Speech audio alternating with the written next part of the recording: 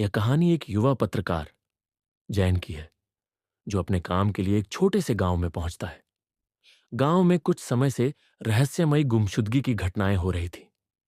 लोगों का कहना था कि गांव के पास एक पुरानी झील है, जिसके बारे में एक डरावनी कहानी प्रचलित है। जैन ने तय किया कि वह इस गांव में आकर इन घटनाओं की सच्चाई पता लगाएगा और एक बड़ी खबर हासिल करेगा। जैन ने जब गांव के लोगों से इस झील के बारे में पूछा, तो वे सभी चुप हो गए और बोले, "वह झील खतरनाक है, वहां जाने की हिम्मत मत करना।" लेकिन जैन ने इन बातों को महत्व नहीं दिया और अगले दिन झील की ओर निकल पड़ा। जब वह झील के पास पहुंचा, तो उसकी नजर एक पुरानी टूटी फूटी नाव पर पड़ी। नाव का रंग धूसर पड़ चुका था और उसके किनारों पर कुछ रहस्यमयी निशान बने हुए थे। जैन ने सोचा कि यह शायद कोई सुराग हो सकता है और उसने नाव की जांच शुरू की। जैसे ही उसने नाव में कदम रखा, उसे एक अजीब सी अनुभूति हुई, जैसे कोई अदृश्य शक्ति उसे अपनी ओर खींच रही हो। जैन नाव में बैठकर झील के बीचों बीच पहुंचा, जहां उसे एक पुराना जर्जर मकान दिखाई दिया।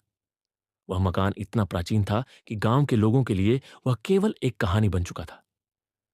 जैन ने मकान की ओर बढ़ना शुरू किया, लेकिन जैसे ही उसने अंदर प्रवेश किया, दरवाजा अपने आप बंद हो गया। मकान के अंदर हर कमरा खाली था, सिवाय एक के, जिसकी दीवारों पर खून के निशान थे। जैन ने उस कमरे का दरवाजा खोला और अंदर कदम रखा। तभी दरवाजा जोर से बंद हो गया। उसके सामने एक अक्स प्रतिबिंब दिखाई दिया। वो अक्स किसी और का नहीं, बल्कि स्वयं जैन का था। जैन घबराकर पीछे हटा, लेकिन उसे बाहर निकलने का कोई रास्ता नहीं दिखा। उसी क्षण उसने एक अजीब सी आवाज सुनी, जो उसके दिमाग में गूंज रही थी, "तुम्हें यहां तक लाने वाला कोई और नहीं, बल्कि तुम्हारा अपना जिज्ञासु स्वभाव था।" जैन कुछ समझ नहीं पाया, लेकिन फिर उसने देखा कि उसका प्रतिबिंब अक्स हिलने लगा, जैसे वह उसका असली स्वरूप न होकर कोई और हो, जो उसके शरीर में समा गया हो। उसकी आंखों के सामने उसकी असली हकीकत उजागर हो रही थी। वह जो कुछ भी देख रहा था, वह उसकी खुद की मानसिक स्थिति का हिस्सा था, जो अब उसकी वास्तविकता बन चुकी थी। दूसरी ओर गांव के लोग झील की ओर गए और उस मकान के पास पहुंचे, जहां उन्हें जैन का मोबाइल फोन पड़ा मिला। लेकिन जब उन्होंने मकान की तलाशी ली, तो वहां कुछ नहीं था, बस एक खाली नाव किनारे पर पड़ी हुई थी।